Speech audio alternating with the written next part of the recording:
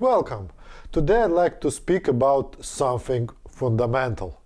What actually makes art effective and what contributes to an artist's success? There are three basic components that work across every creative field. Once you understand these layers, you'll see the art world differently. You'll understand why certain work resonates and other don't, and you'll be able to look at your own practice with much more clarity. Let's break them down. Component number one: aesthetics. The aesthetic component determines how artwork affects people's emotions.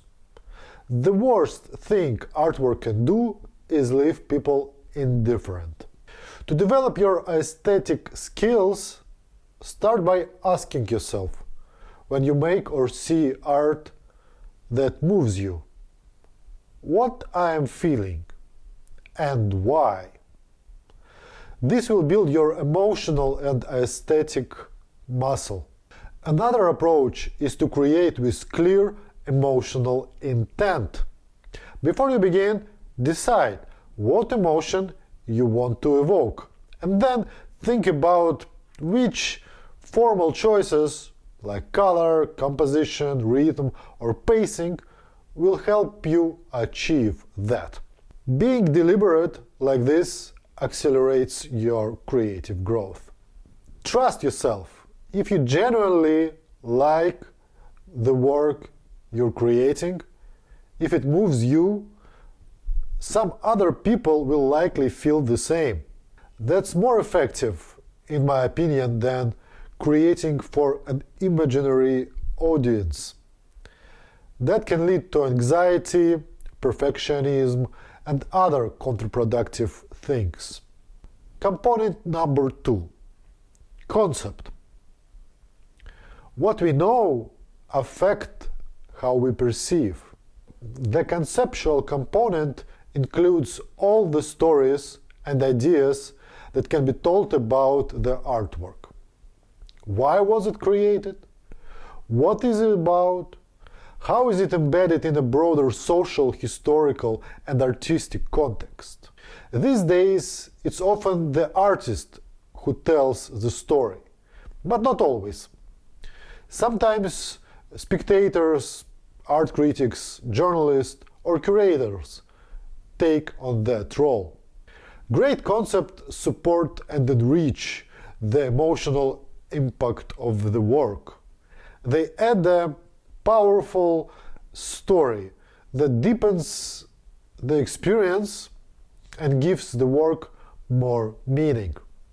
You can think of the concept as what you can say about the work beyond feelings and forms.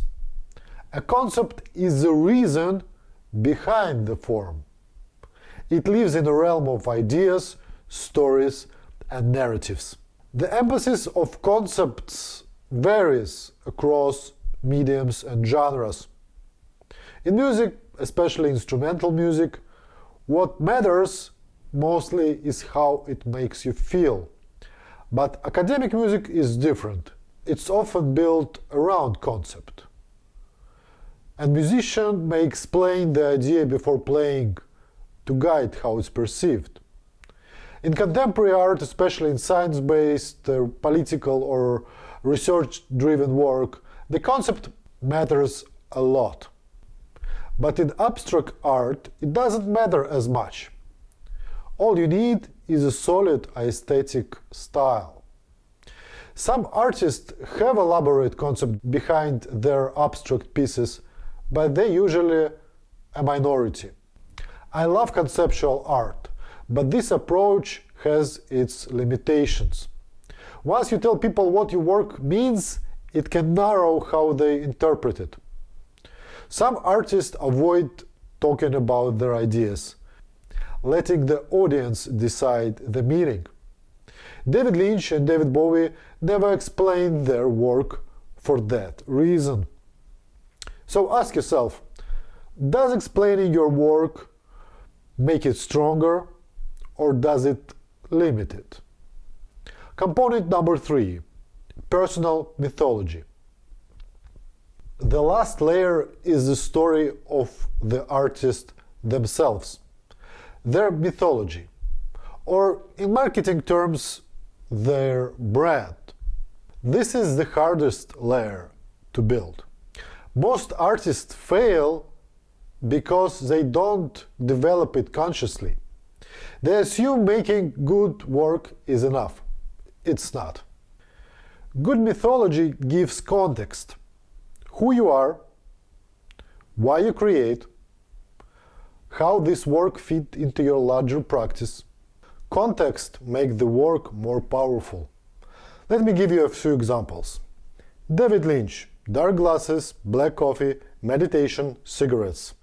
Never explains his work, but his films explore the shadow side of human nature. Once you get a sense of who Lynch is, the work makes more sense. Or Jeff Koons, the opposite of Lynch. He's all about joy, sparkle, life enjoyment, and the celebration of creativity. His story: he grew up in a good neighborhood. His father was an interior designer. He interacted with the materials in his shop and he felt them. This made him interested in how different objects make you feel.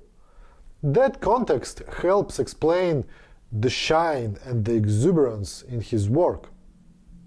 Or take Ai Weiwei.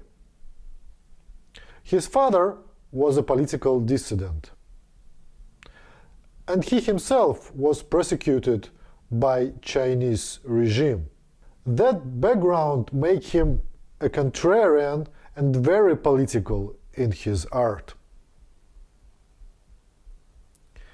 Personal mythology deepens how people experience your work. To develop yours, answer these questions. What is your background and how has it affected your art? Why do you make art? What are you trying to achieve with it, if anything? What do you think art is? Then there is a pragmatic side, which is reputation, where you shown your work and the reputation of those platforms. Who owns or use your work? Clients, collectors, museums, institutions. Your output amount and consistency. Your social capital. Followers, collaborators, champions in the industry. Reputation takes time to build, but it is the most impactful component because it creates leverage. The more you're recognized, the more opportunities you have. The stronger your mythology and reputation, the more powerful your work feels to others. Mythology doesn't just reflect value, it multiplies it. Understanding these layers and developing them over time, that's what determines your career success in arts. A few things to keep in mind. Different people prioritize different things when deciding who to work with, collect, or support. Some care most about your work, how it makes them feel, or what it means. Others want an emerging talent because they want something fresh and contemporary. And some only work with established names, the security of the proven reputation. None of these approaches is wrong. Understanding this helps you figure out who your work is for. But knowing your audience is only half of the equation. You also need to know yourself. Success doesn't come from mastering all these layers. It comes from knowing where you are strong and where you are not. Now that you understand these layers, take a moment for honest self-assessment. What are your strengths? What do you need to work on? Or where you need support? If you're exceptional in creating powerful aesthetic experiences lead with this. If you are a conceptual thinker who tells compelling stories, build from there. Master what makes you unique. And don't try to do everything alone. Find collaborators who complement your weaknesses. You can also learn from people who master one of those components. Study their work, how they think, how they build their practice. Some of the most successful artists I know aren't good at everything. They're excellent at one or two things and smart enough to get help with the rest. That's how you build something that lasts. Subscribe for more and go create something. Peace.